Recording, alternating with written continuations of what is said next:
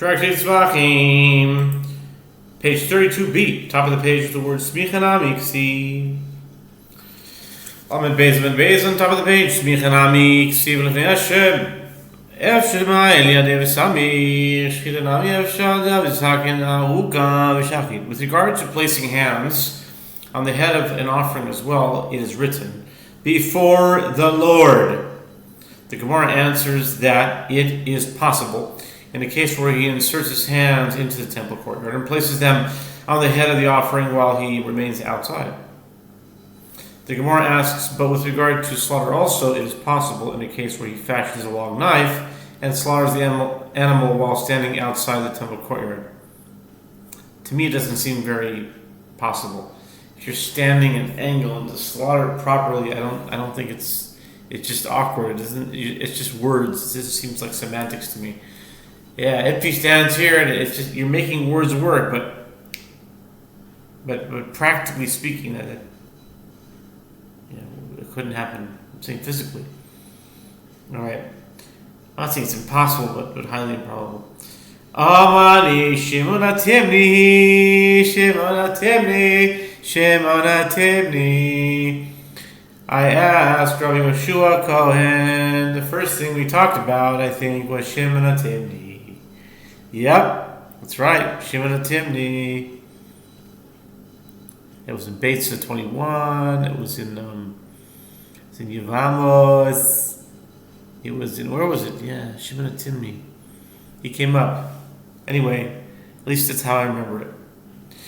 Hamani Shimon Atimni, Tanya, V'shachad Ezben, Bakal Hashem, V'shachad Hashem, Shimon Atimni Omer, Minayin Shiyu Yadav Yishel Shachad, Ifni Min Anishchat, Tam Lomar, V'shachad Ezben Habakal, Lifnei Hashem, Shachad Ezben Habakal, Yehi Lifnei Hashem. The Gemara answers in accordance with whose opinion is this? It is in accordance with the opinion of Shimon Hatimni, who holds that the one who slaughters an offering must stand inside the temple courtyard. This is, as it is taught in a Braita, that when the verse states, and he shall slaughter the bull before the Lord, Leviticus 1:5, it teaches that the bull must be inside the temple courtyard. But the slaughterer need not be before the Lord, therefore he may stand outside the temple courtyard and slaughter the offering that is inside. Like I said, very unlikely, very physically probably awkward and hard to do, but I guess technically, legally you could. Shimon Atimni says, from where is it derived that the hands of the slaughterer must be farther inside the temple courtyard than the animal that is slaughtered?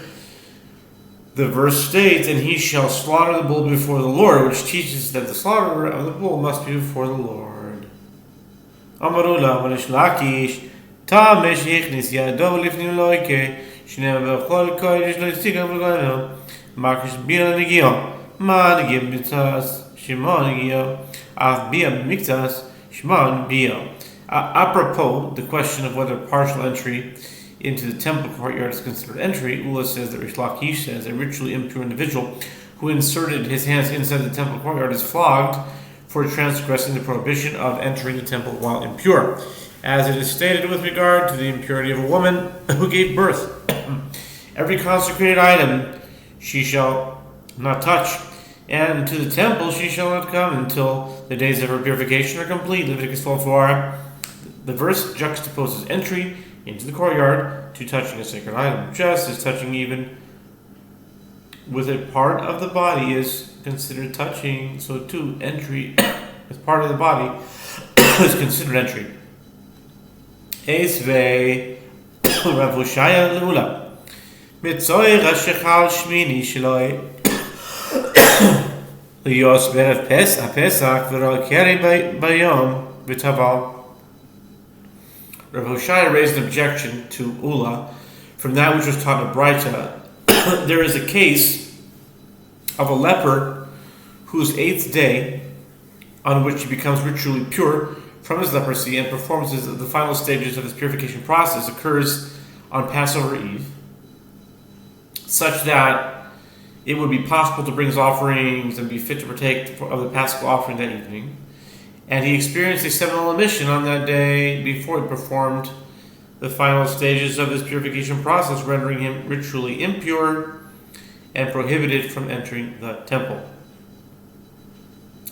And he then immersed himself in a ritual bath. The question is whether he may come to the gate of the temple courtyard, which is necessary to complete his purification process and terminate his status as a leper. Amru Chachamim, Amru Chachamim, Amru Chachamim. Afal pi she'ein tvul yom. אך הנכנס זה נכנס מוטב יבוא עשה שיש בו קורס וידחה עשה שאין בו קורס. The sages said, although any other individual who was ritually impure who immersed that day and is waiting for nightfall for the purification process to be completed may not enter the temple mount until nightfall, this one may enter. The reason is that it is better for a positive mitzvah that has a punishment of karet, meaning the bringing of the Paschal offering, to come and override a positive mitzvah for which there is no liability to be punished with karet, meaning the mitzvah to remove individuals who are ritually impure from the temple courtyard that have the positive mitzvah that has a punishment of karet not to be performed. ורבי יוחנן אמר דבר תורה אפילו עשיין בו שנאמר ויעמוד יהושפט בקהל יהודה וירושלים בבית השם לפני חצר החדשה. מהי חצר החדשה? אמר רבי יוחנן שחידשו בה דברים הרבה ואמרו טבול יום אל ייכנס למחנה לוויה. And Rabbi Yochanan says, by Torah law, there is not even a positive mitzvah that restricts from entering the temple courtyard.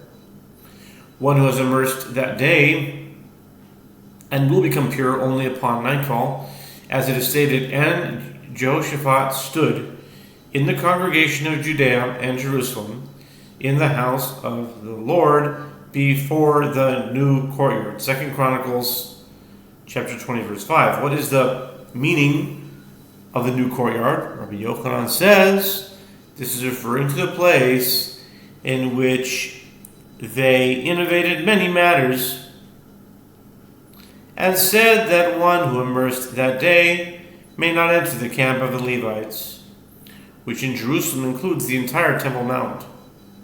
This indicates that the prohibition is of rabbinic origin, and by Torah law it is permitted for him to enter. Yehoshua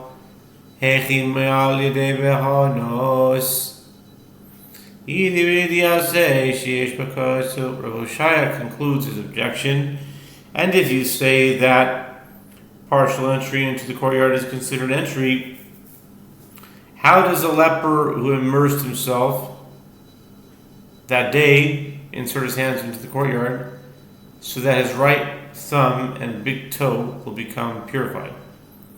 In this situation, both this mitzvah to eat of the Paschal offering and that mitzvah for an impure person not to enter the courtyard are each a positive mitzvah for which there is liability to be punished with karet, as someone who immersed himself that day who enters the temple courtyard is liable to be punished with karet.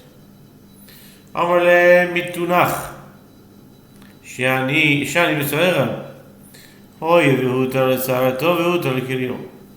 Ula said to Yehoshua, a proof, to my opinion, can be brought from your own burden, meaning from the question that you asked.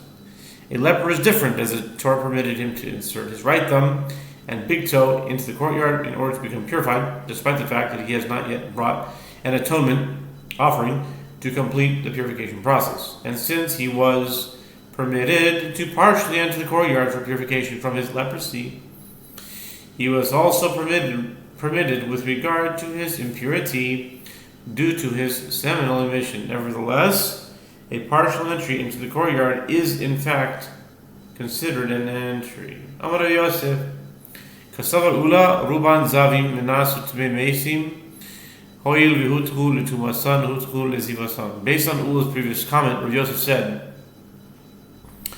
Ula holds that if most of the Jewish people were Zavim on Passover Eve and were therefore prohibited from sacrificing the Paschal offering while impure, and then they became ritually impure due to a corpse, which allows them to sacrifice the Paschal offering despite their iniquity, as they are a majority of the Jewish people. Since they are permitted to sacrifice an offering with regard to their impurity due to a corpse, they are also permitted with regard to their ziva. Amar le Abaye midami tumash terai ziva no ish terai. Abaye said to him, are the cases comparable? With regard to a leper who experienced a seminal emission, he was already permitted to partially enter the courtyard despite his initial impurity. Therefore, the subsequent impurity does not prohibit him from entering. By contrast, the Zavim were originally prevented from sacrificing the Paschal offering.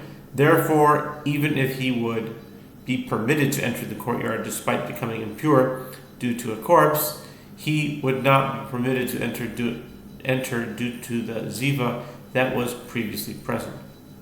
Amar le dilma hachi kamar mar Ruban to me basi minas zavim hoyer huzru to masan huzru ziva son in. Furthermore, Abai said to him, perhaps this is what the master is saying. If most of the Jewish people were initially ritually impure to the corpse, and they subsequently became zavim, since they are permitted with regard to their impurity due to a corpse, they are permitted with regard to their ziva as well. Rav Yosef said to him, yes, that was what I meant. The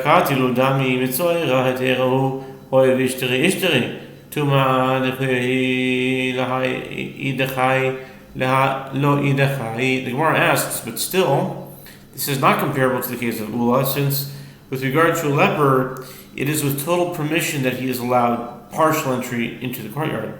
And since it was permitted with regard to one impurity, it was permitted with regard to a second impurity. But the ritual impurity with regard to the sacrifice of the Paschal offering is only overridden, and there's not a total permission. Perhaps with regard to this, meaning ritual impurity due to a corpse, it is overridden, but with regard to that, meaning of ziva, it is not. Amar le Rabbi adraba ibcha mistavra mitzoyra derahu veha ishtarai veha lo ishtarai tuma duchuyahu ma li chada duchuya ma li shtei duchuyos.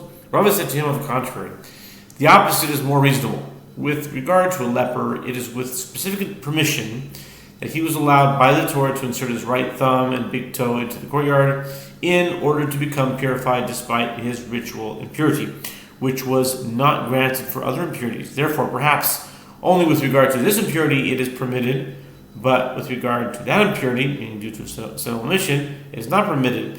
But with regard to ritual impurity, since it is overridden, in the case of ritual impurity due to a corpse, what difference does it make to me if there is one impurity that is overridden? And what difference does it make to me if there are two impurities that are overridden?